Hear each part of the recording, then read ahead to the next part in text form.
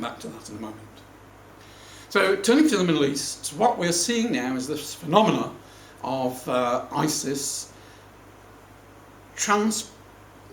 going across international boundaries, plumping itself partway across Syria and partway across Iraq. Now we know these boundaries were laid out very arbitrarily in the First World War. The British and the French got together and drew lines in the sand and took no notice really of the ethnic minorities and people that were living there. And this has proved to be the source of a lot of trouble today. But here's ISIS come and plonked itself across these borders. So who are ISIS? Well, we need to just look at another map, and this tells us about the makeup of the Muslims in the Middle East, because this really is the fundamental. We've got to sort this out in our minds, and we looked at it before, but let's just quickly just go through this. Iran and Iraq are Shia, and all the rest on the map there are Sunni. So both Muslims, but chalk and cheese, quite different in their outlook. Shias, Sunnis. Iran is 90% Shia, Iraq is 63% Shia. As far as the Sunnis are concerned, Saudi Arabia 95, Egypt 90, Turkey 85, Syria 74, Yemen 65%. Now, the ISIS power is Sunni, but not friendly with the other Sunnis. ISIS stands for the Islamic State in Iraq and Syria, or ISIL, Islamic State in Iraq and Levant, same thing. They've now shortened it. If you live in the Islamic State and you call it ISIS, you get your head chopped off. So they've truncated the name, and they truncate you if you don't follow it. So ISIS it is, the Islamic State, though it makes it very difficult to say. You can say ISIS, but is a bit difficult. But they are Sunni Muslims, just as Saddam Hussein was, and most of his henchmen. And ISIS, I'm going to call it ISIS because it's so much easier. ISIS was originally set up in 2004 by Al-Qaeda in order to go to the help of Saddam Hussein after the invasion of Iraq. And they have continued, even though Saddam was disposed of. And then back last year, 2013, there was a falling out between Al-Qaeda and ISIS, and they went their separate ways. ISIS, however, are very rich through plundering. It soon became clear that in less than 3 years, ISIS has grown from a ragtag band of extremists to perhaps the most cash-rich and capable terror group in the world. And they get their money by plundering. When they took Mosul, while lying in the banks was $1.5 billion, which they very kindly helped themselves to.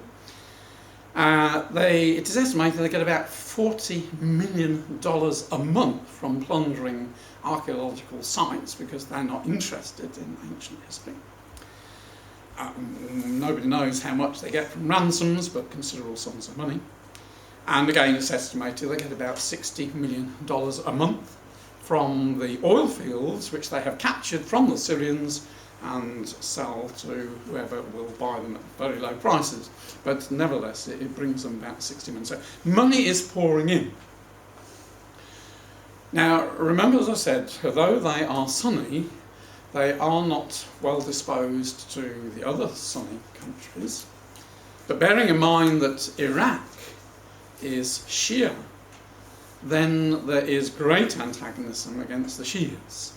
And whenever a city looks as if it's going to fall to ISIS, the soldiers just shed their uniforms and run, because they know that they're going to be executed, have their heads chopped off. And when Mosul was captured, there were 1,700 that didn't get out in time. They were just brutally shot. Many beheadings, chopping off of hands, crucifixions, all sorts of horrible things. But there are, as a result of that Many people are fleeing their homes. Now that leads on to an interesting chart I came across just earlier this week. This is a chart. So these are all Muslim countries: Afghanistan, Iraq, Libya, Pakistan, Somalia, Syria, Yemen. These are all countries which are Muslim, where they have got people either fled out of the country as refugees or internally displaced. And if you just look down to 2014, you can see that in Iraq, 1.8 million people displaced. In Syria, 11 million. Well, there's only was a total population of 25 million before all the warfare. So if you think of all those that have been killed and then all those that are fleeing, not many people are still in their own homes.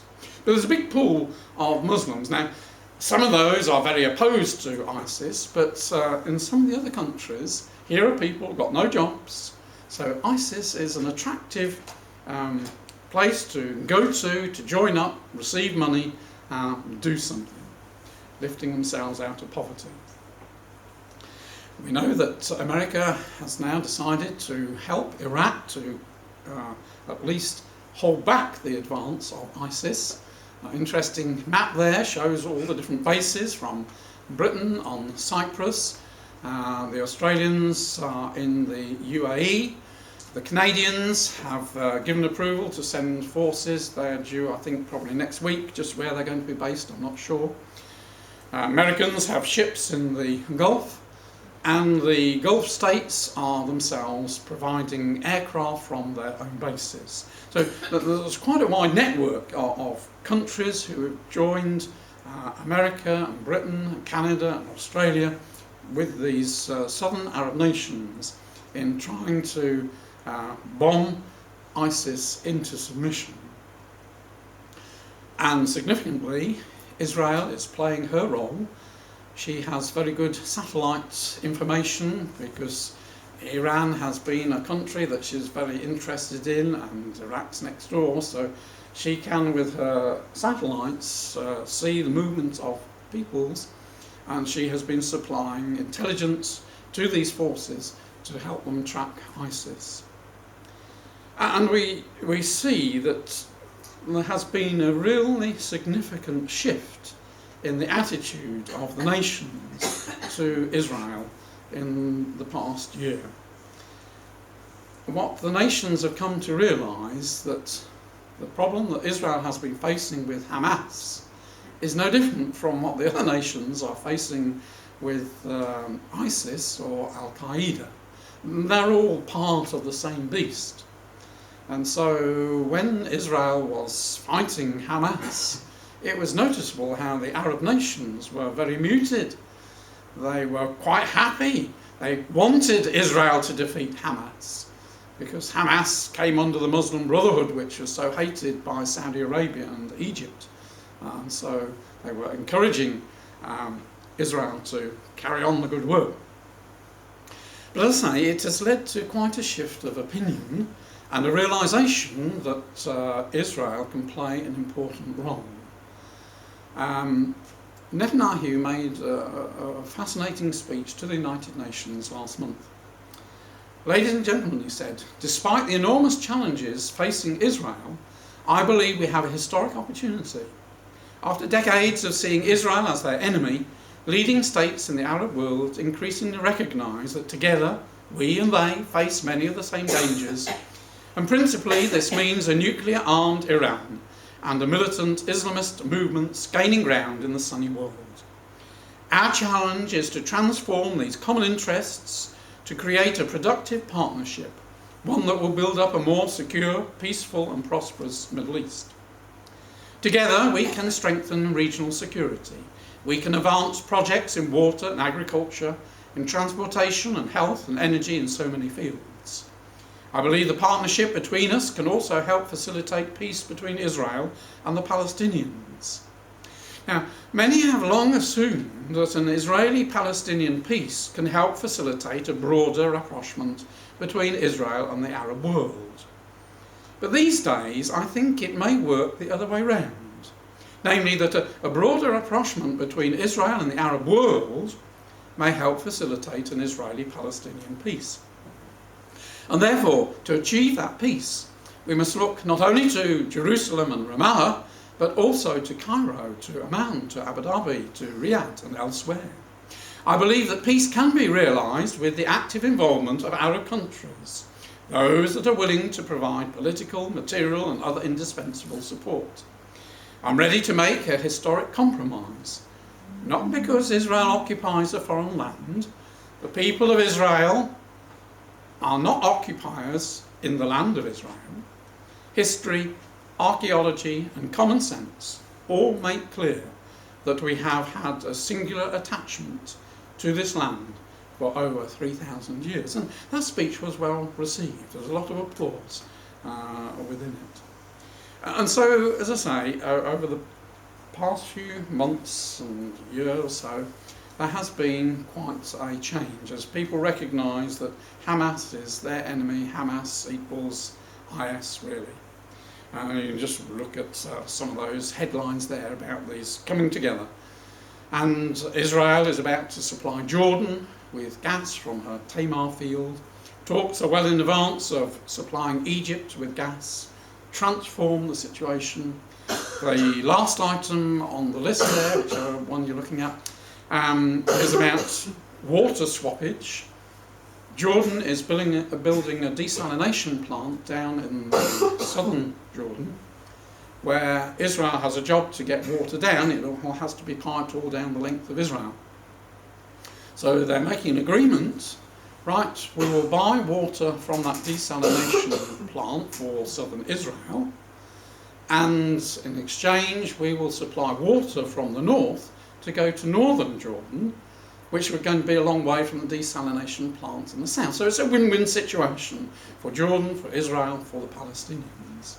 And these are some of the things that are quietly going on behind the scenes. Now we see Saudi Arabia as being the driving force to make these changes. She is the main country in the Gulf Cooperation Council, which comprises of the countries which are coloured there. And they are wanting to build their own common army. They did hope to have an army of 100,000 by next year. I think they've had to moderate things. They're now talking about having a common army of 30,000, pooling resources. But what Saudi is very keen on is bringing Jordan into this coalition, because she is very strategically placed, and the king there is very favourable to what they're doing. Saudi also is very keen to step into the shoes that America has left when, with the coming in of Sisi as the new president. The Americans have been rather cold towards him. Saudi Arabia and the United Arab Emirates have stepped into those shoes and are putting money and help into Egypt, because again they see that Egypt is a strategic partner. They want her on board. And quietly, behind the scenes, they want Israel to be involved. And Israel has had a lot of high-level meetings, aren't publicised very much, just little snippets come out, and we know that this is going on. The last piece of the jigsaw is the one down in South Yemen. Now, quite a few years ago, Yemen was scheduled to join the Gulf Cooperation Council next year. I don't think that's going to take place because there's still a lot of civil war down there, but we know because this is the ancient Sheba. So Sheba's got to join Dedan and be part of this confederacy of nations in the south. And so, there is tremendous change.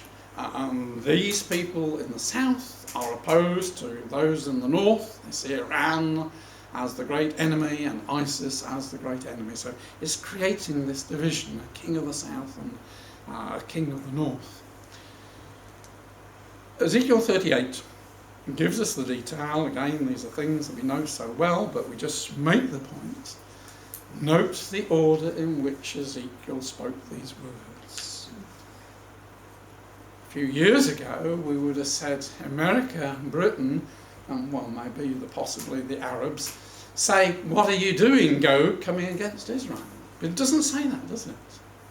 It says Sheba and Dedan. It puts the Arab states first as those who are opposed to Russia coming down.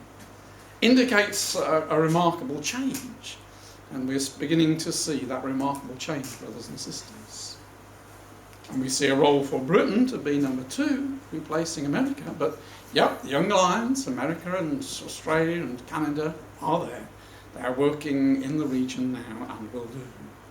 But Scripture is so accurate. When this is fulfilled, when Gog comes down, this will be the correct order. So, ISIS. There are 2 main rivers that run across this region, the Tigris and the Euphrates. And it was between these 2 rivers that the Assyrian Empire existed. And ISIS seems to have dropped itself more or less between those 2 rivers. It recently took Mosul. Mosul is the ancient Nineveh. This is the site of Nineveh. Raqqa also is of interest to Bible students because the founder of Raqqa wasn't called that name when it was originally founded. It was named after the king that established it. But he was, I seem to have lost my note now. He was the grandfather of Antiochus Epiphanes, who was the one that came down and defiled the temple, spoken of in Daniel chapter 11. And the founder of this, the grandfather, he is also mentioned in that chapter. So, an interesting connection with Scripture there. However, let's just have a brief look. Unfortunately, because of ISIS suddenly appearing, a lot of people within our community, outside our community, have jumped on the bandwagon and tried to make Scripture fit. Now, bearing in mind that Scripture doesn't really talk about First World War, though in effect it does talk about Turkey being dried up, but it doesn't specifically mention First World War or even the Second World War, so we have to be very careful. And one of the things that people are jumping up and down saying that this ISIS power is really the beast, and its number is 666, because the name Muhammad adds up to 666. Well, it doesn't, it adds up to 92. And the only way you can get it to add up to 666 is by, and as far as I can see, this is from what I've researched, that this Roman Catholic Charles Walmsley from Britain, who was a bishop in Ramah in the Holy Land died in 1797, in order to divert people's attention to who the beast really was, spun this yarn that ancient historians use this strange name for Muhammad of Mahometes or Meometes, which indeed does add up to 666, but nobody has ever found any evidence for it. Nobody has found any references by these historians, and Muhammad certainly didn't use that name. So, ISIS is not Israel's great enemy. Corrupt Christianity is going to be Israel's great enemy. And Daniel 11 makes it clear that Gog is the king of the north, not ISIS. At the time of the end, Daniel tells us, having sketched a long period of history from his time right down to our time, at the time of the end shall the king of the south push at him, and it deliberately leaves it as him. It doesn't define him, but it says push at him. We know that in the course of things that refers to Britain in the First World War driving Turkey out of the land, because at that time Turkey was in possession of God's land. So Turkey was driven back in order that Israel and the other nations in the Middle East might come into their allotted places. That was a century ago. Then the next step is that the king of the north is also going to come against him. We know he's going to come against Turkey and overwhelm her, and going to come like a whirlwind with chariots and horsemen, with many ships. He shall enter into the countries and shall overflow and pass over. He shall enter also into the glorious land, and many countries shall be overthrown, but these shall escape out of his hand, Edom, Moab, and the chief of Ammon. And again, you might have seen this cartoon in the Christadelphian, showing Putin, if Putin is still to be there on the day when this happens, but as the King of the North is going to come down with mighty army, come southward into Turkey and onwards on his way.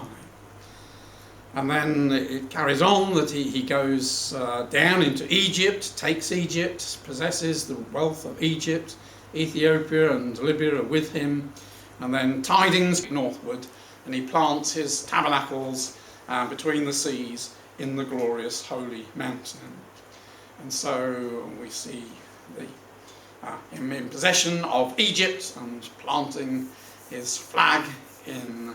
I would have just moved it across if I'd drawn the picture, but I didn't draw the picture, just across a little bit to Jerusalem, but never mind. But you can see there the King of the South people, the southern tribes, in opposition. They're not in agreement. They don't like what is happening, but they are powerless to do anything about it. Now, there's always been one puzzle. And in one of the oldest prophecies, which we read by introduction from Numbers chapter 24, we perhaps can see the answer to this ancient prophecy. We didn't read earlier in the chapter, but earlier in the chapter he makes reference, Balaam makes reference, to the time when Israel's king will be higher than Agag, and Septuagint translate that Gog, and his kingdom shall be exalted. And so what the rest of the chapter is about is, how is this going to come about? How is Israel's king going to be exalted? How is he going to be greater than Agag, Gog?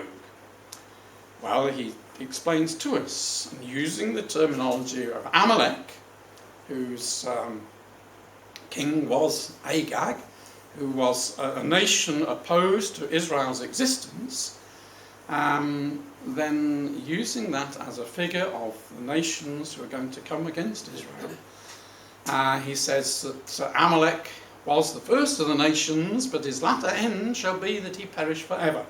And he describes how it's going to come to an end. Ships shall come from the coast of Kittim, shall afflict Asher, and shall afflict Eber, and he, Amalek, shall perish forever. Now we understand Kittim is Cyprus, and anybody coming down to take Israel and to take Egypt would need to have possession, if they're coming with ships, possession of Cyprus to neutralise the British Navy that is based there and air forces which are based there, so we can understand that. And is going to afflict Eber, and we understand that that refers to Israel.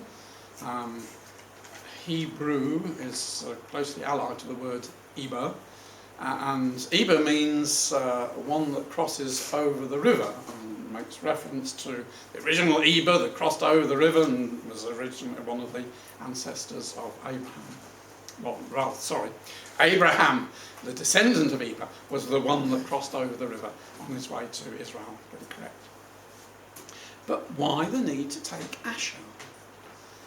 Because we know that Iran is on the side of Gog. So Iran is friendly to Israel.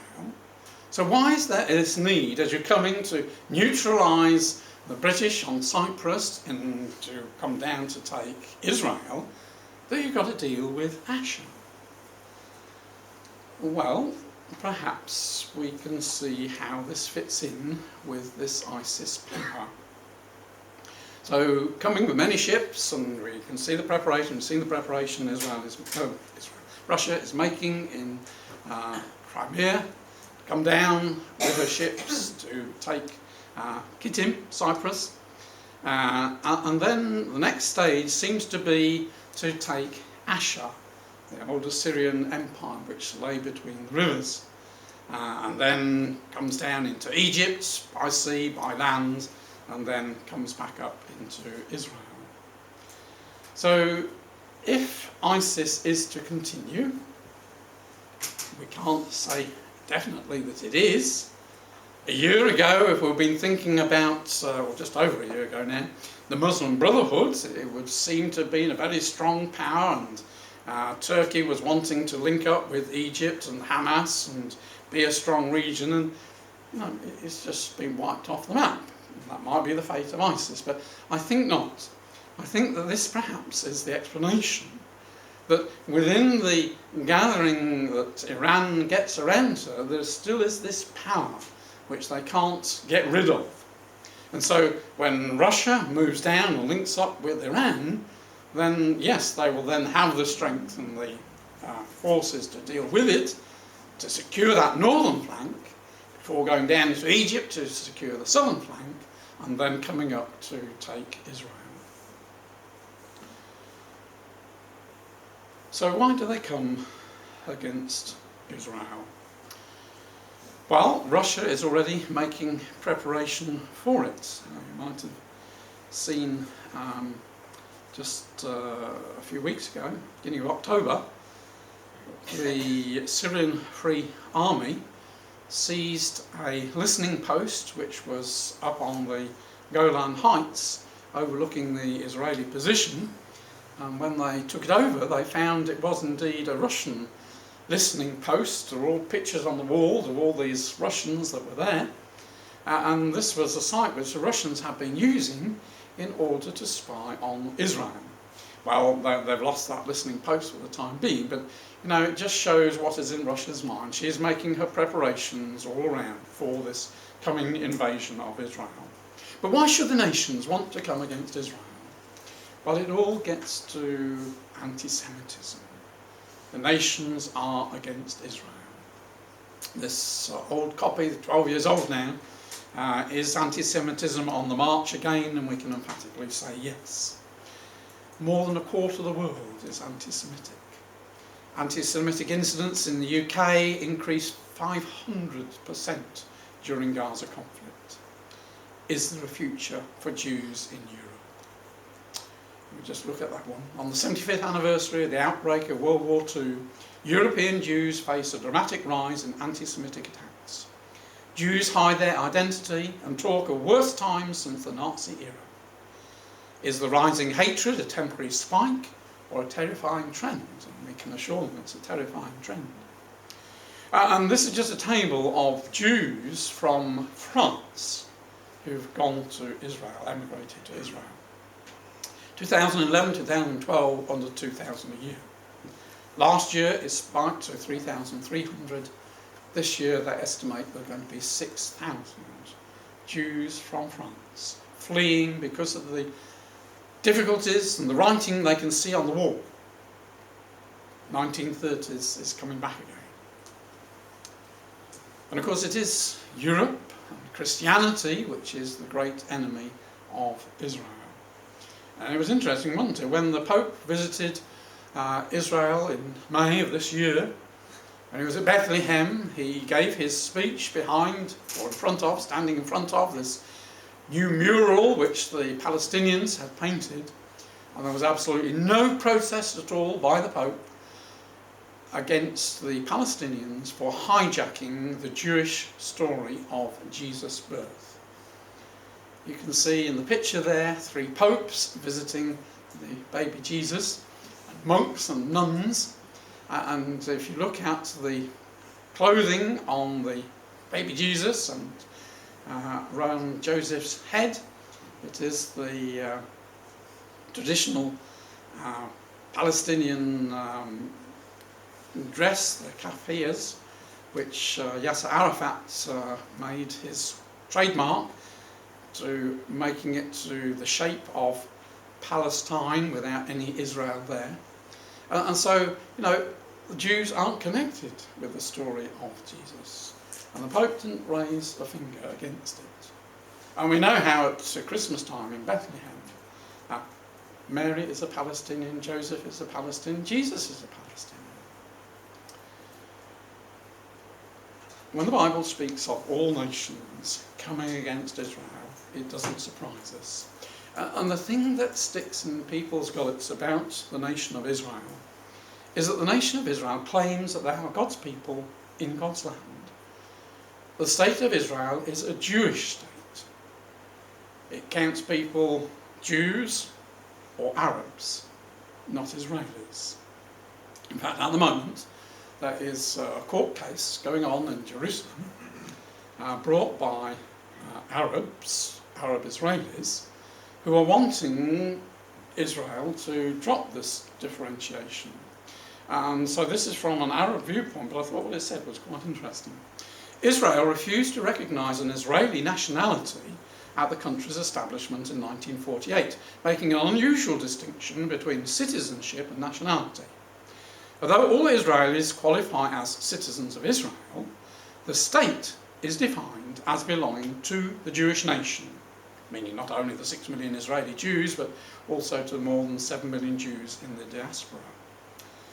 So Israel uniquely is a Jewish country. It is run to suit Jews. Now, when Muslims do exactly the same, and nobody protests, it's accepted.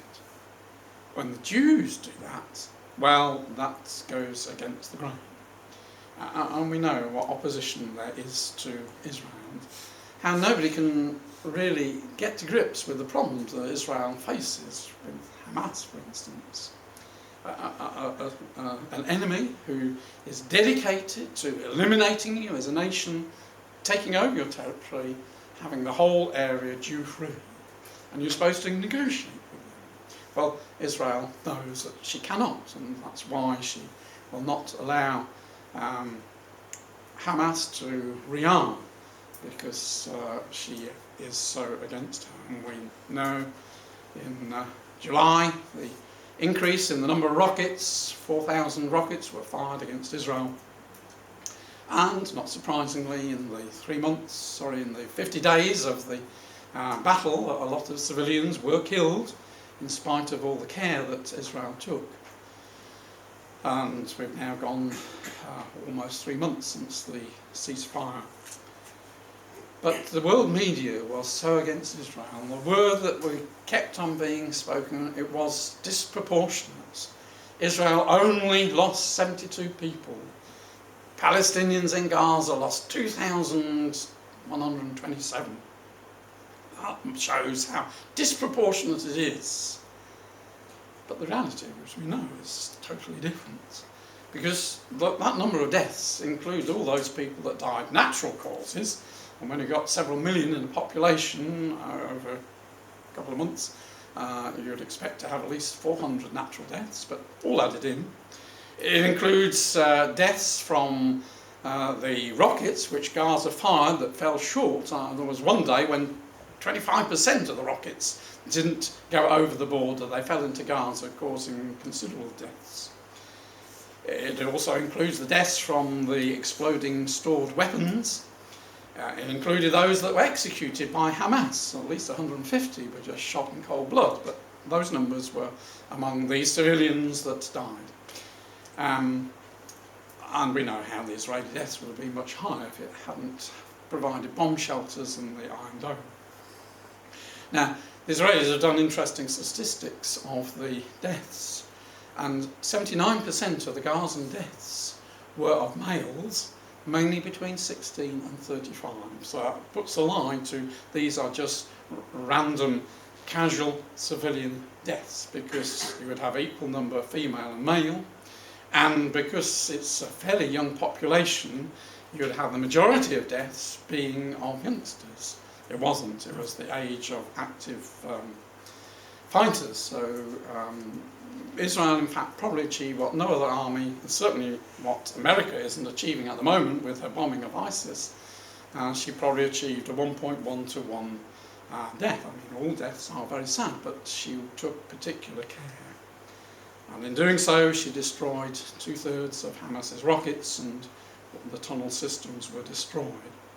And we know how these sophisticated tunnels went right into the heart of Israel, some of them 3 kilometres, underneath kibbutz, underneath the various villages there.